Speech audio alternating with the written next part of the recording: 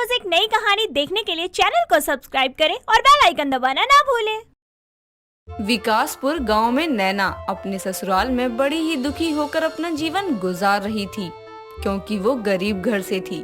साथ ही उसकी शादी होते ही उसके पति की मृत्यु हो गई थी। इसीलिए लोग उसको कुलच्छनी कहकर बुलाते थे। ऐसे ही एक दिन नैना की जेठानी नीतू, अरे ओ कुलक्षणी, कहाँ मर गई आज? जी दीदी। दीदी की बच्ची, आज मैं तुझे नहीं छोड़ूंगी। पर दीदी मैंने क्या किया है? तू गरीब भिखारन मुझसे सवाल कर रही है कि आखिर तूने किया क्या है? रुक, तुझे बताती हूँ। इस तरह से नीतू नैना को खींचकर बाथरूम तक ले जाती है और उसको कपड़े दिखाते हुए बोलती है, देख ले कलमुही, देख ले क्या है ये। अरे कल शाम को मैंने इन कपड़ों को पानी में डुबाया था, लेकिन एक तू है कि अभी सुबह के 10 बज गए, लेकिन तूने इनको धोने का नाम नहीं लिया। दीदी मैंने कल ही सारे कपड़े धोए थे और इनमें से तो काफी हद तक वो कपड़े हैं जो मैंने कल ही धोए थे। अच्छा जी, तो अब तू मुझसे जमा लड़ाएगी? वाह रे जमाना, एक तो विधवा, ऊपर से गरीब, और इसकी जुबान देखो कैसे कैची की जैसे चल रही है। आज तो तुझे नहीं छोड़ूंगी। इतना बोलकर अब नीतू नैना के ऊपर जुल्म ढाने लगती है। लेकिन तभी वहाँ पर नीतू का बेटा, जिसका नाम रेयान था, आता है और अपनी माँ का हाथ पकड़कर बोलता है, माँ ये क्या कर रही हो आप? अरे भला आप चाची पर हाथ कैसे उठा सकती हो? बेटा तो हट जा, समझा? तू हम दोनों के पीछे मत आ। पर क्यों माँ, मैं आप लोगों के बीच में क्यों ना आऊँ? हमेशा से देखता आया हूँ, पापा ने, आपने और भैया ने सबने मिलकर चाची पे बहुत जुल्म किए हैं। आखिर क्यों माँ? बेटा जिसको तू चाची चाची कहकर बुला रहा है ना, वो असल में डायन है, डायन। अरे तुझे पता भी है, जब ये शादी करके आई थी ना, तब तेरे चाचू ज्यादा समय तक जिंदा नहीं रहे। एक तो ये गरीब थी और ऊपर से हम पर बोझ बढ़ने लगी। लेकिन जब हमें ये खबर लगी कि कुलक्षणी माँ बनने वाली है, तो हमने सोचा चल कोई बात नहीं, गरीब और विधवा ही है तो क्या हुआ, इसको हम अपने टुकड़ों पर पाल लेंगे। अरे भाई चाहे जैसा भी है तो हमारे घर की बहू ही। और सबसे बड़ी बात यह है कि अभी हमारे घर में एक छोटा सा दीपक देने वाली है, लेकिन अगले एक हफ्ते बाद इसका मिसकैरेज हो गया। कुछ साल गुजर गए, उसके बाद सासू माँ और ससुर जी भगवान को प्यारे हो गए। अब तू ही बता, ऐसे में हम इसको कैसे छोड़ दें? माँ मुझे नहीं लगता इसमें चाची की कोई गलती है। ये सारी चीजें उनकी किस्मत में लिखी हुई है, और अगर ऐसा हुआ भी है तो क्या हो गया? ये तो आप लोगों का फर्ज बनता है ना कि आप लोग इन्हें सहारा दें। मैं सुबह से देख रहा हूँ कि चाची काम किए जा रही है। माँ आप भी तो इस घर की बहू है ना।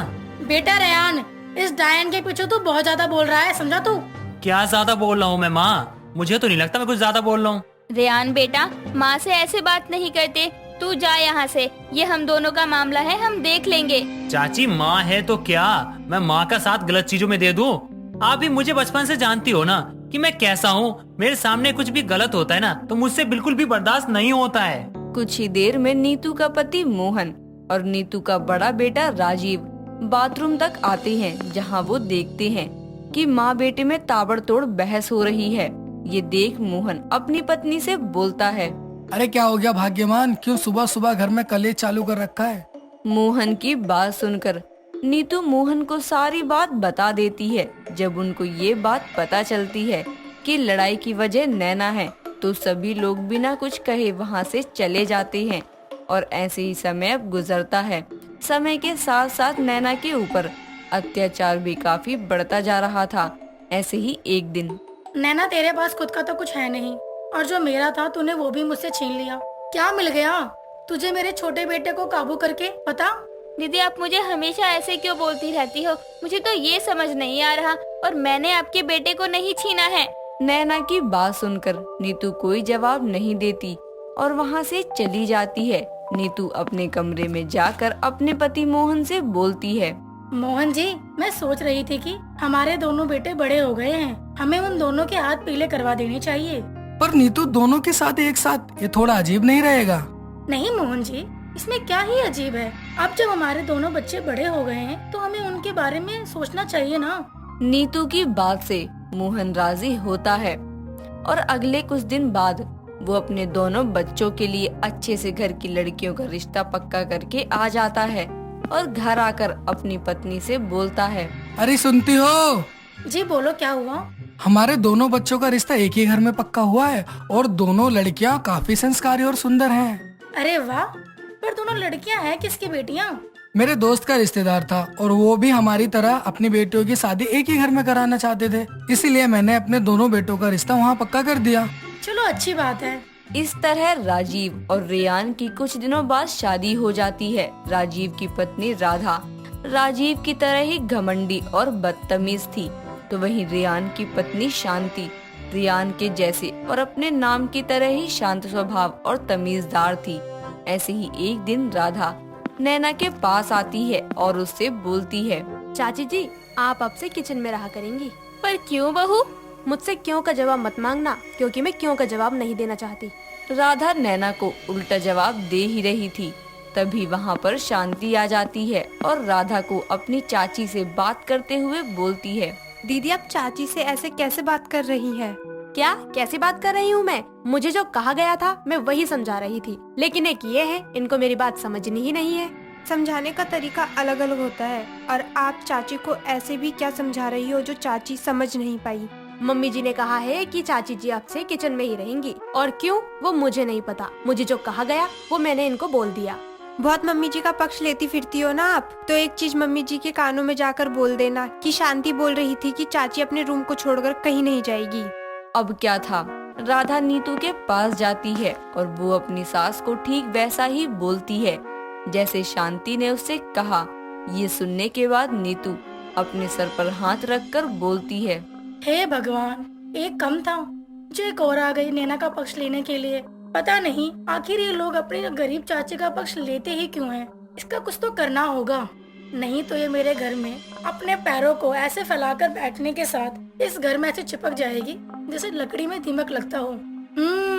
नीतू अपना दिमाग लगा, आखिर क्या करना चाहिए इस औरत के साथ। अरे बहू तू भी तो कुछ सोचना, नहीं तो तुझे कुछ नहीं मिलेगा इस घर में।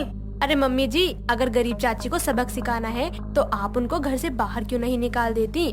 जब वो घर से बाहर हो जाएंगी तो अपने आप ही ये घर आपका हो जाएगा, और मेरा भी तो। इस तरह से अब राधा और नीतू दोनों ही नैना के कमरे में जाती हैं, जहां नीतू नैना को खाना खाते हुए देखती है। नीतू उसके हाथ से उसका खाना छीनकर फेंक देती है और उसके बालों को पकड़कर उसको घर से बाहर निकालते हुए बोलती है, तूने मेरा घर तोड़ दिया, इसलिए मैं तुझे यहाँ रहने नहीं दूंगी। अब तू यहाँ पर नहीं रहेगी, चल निकल। घर में शोर सुनकर अब रेयान और शांति भी बाहर आती हैं, जहां वो अपनी गरीब चाची के साथ इस तरह का बर्ताव देख हैरान हो जाती हैं। और अब रेयान गुस्से में अपनी माँ का हाथ अपनी चाची के बालों से हटाता है और उससे बोलता है, माँ आज आपने बहुत गलत किया इनके साथ ऐसा करके। आप चाची के साथ ऐसा क्यों करती हो? इसलिए क्योंकि वो गरीब है? इसलिए क्योंकि उनका साथ देने वाला कोई नहीं है?